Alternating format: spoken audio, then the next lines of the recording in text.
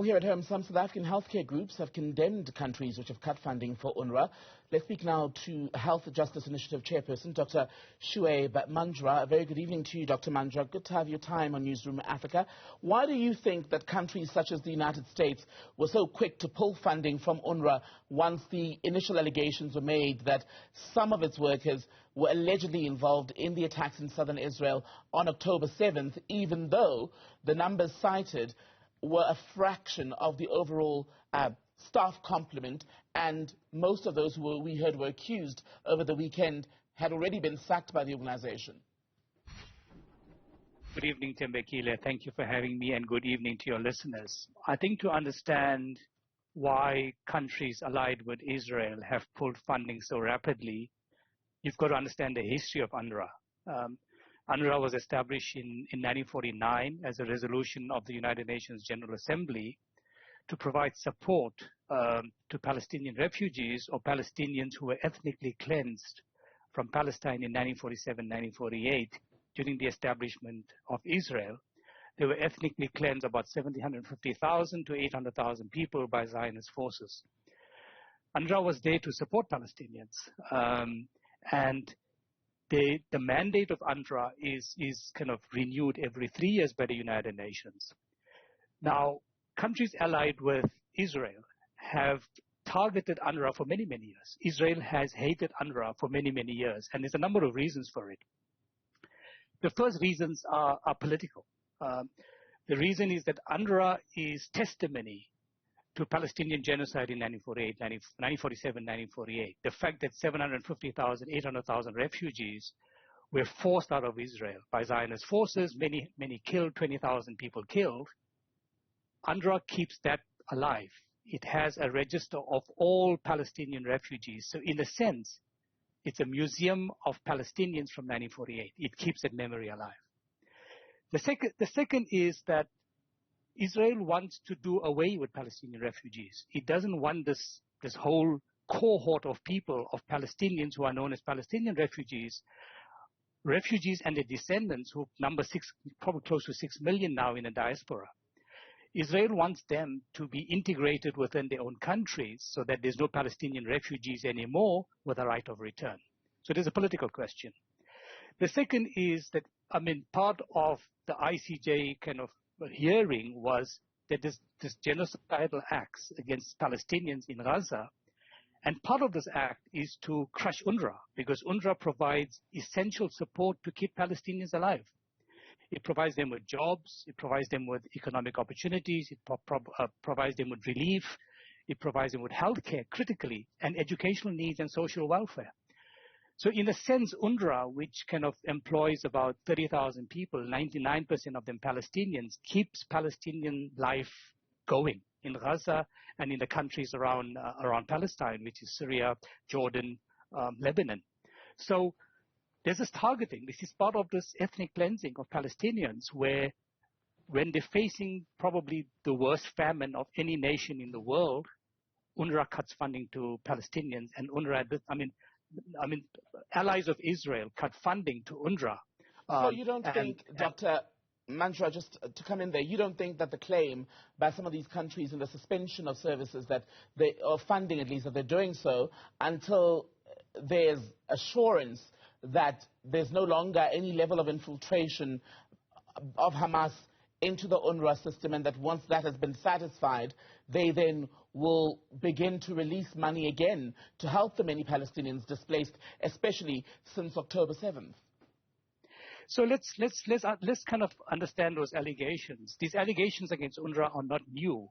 Israel has leveled these allegations against UNRWA for the last 30, 40 years, or even 50 years.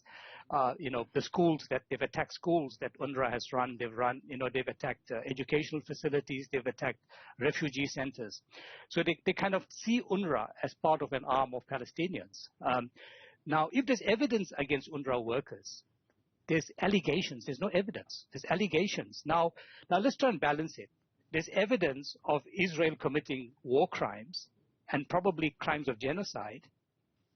And there's evidence in the International Court of Justice, yet Western nations and the nations that support Israel continue to support them.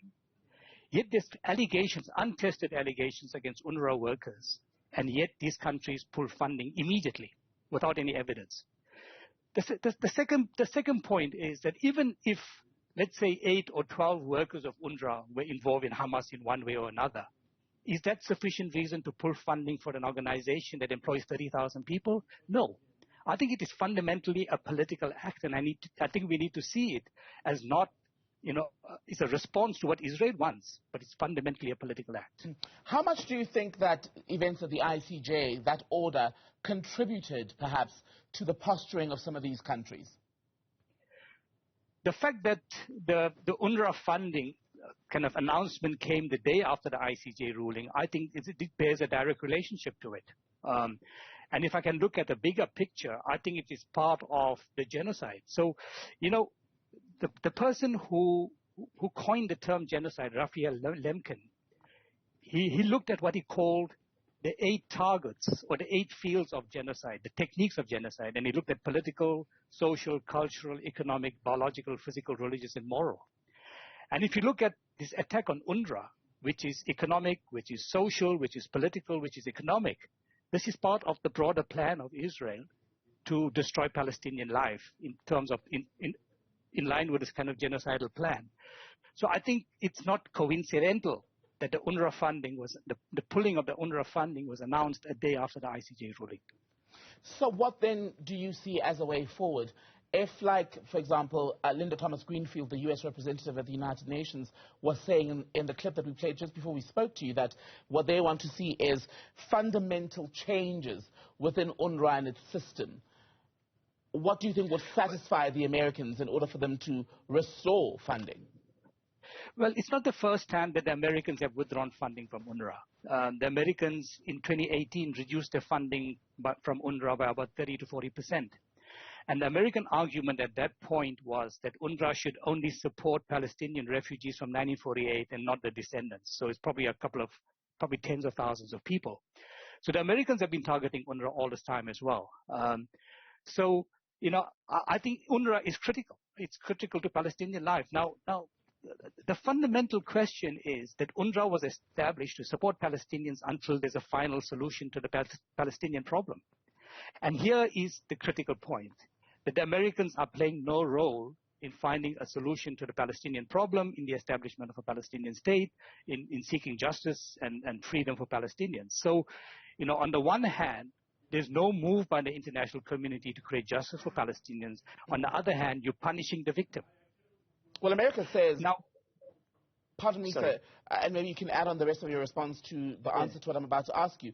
The Americans have said from October, in fact, that what they want to see is removal of Hamas from Gaza. Some security experts have said that's near impossible because Hamas is something bigger than just armed men, etc. It's an ideology, right? But also, they've said that they believe in a two-state solution. Netanyahu in Israel has said, well, he's not too sold on that idea. They want Palestinian statehood. They say that they want the humanitarian needs of Palestinians addressed. What would convince you that they are walking the talk from Washington? Well, Washington is the biggest funder of Israel. And if Washington wants to use its political capital, it's very easy for Washington to do that. Stop providing economic, political, military, and diplomatic support to Israel. Once you do that, Israel will be isolated and be forced into a solution. The whole notion of a two-state solution, Israel's never been committed to a two-state solution. Israel wants a one-state solution. And if you look for evidence for that, the evidence is glaring in the sense of the settlements. If you're committed to a two-state solution with a Palestinian state, why do you continue to establish more settlements, expel more Palestinians, take more land? So clearly there's no commitment to a political solution, either by Israel or by the United States, but at the same time you punish the victims. One of the solutions is obviously for countries like China and Russia to kind of, meet the shortfall that UNRWA is going to face over the next few years. The Americans provide the major funding for UNRWA, so it's going to face a major crisis, and Palestinians on the ground who already face famine, a healthcare crisis, an education crisis, 80% of the population displaced, their homes destroyed, they're going to die. They're going to die. There's a genocide. Dr. Shuaib Manjra, on that note, thank you very much for your time tonight.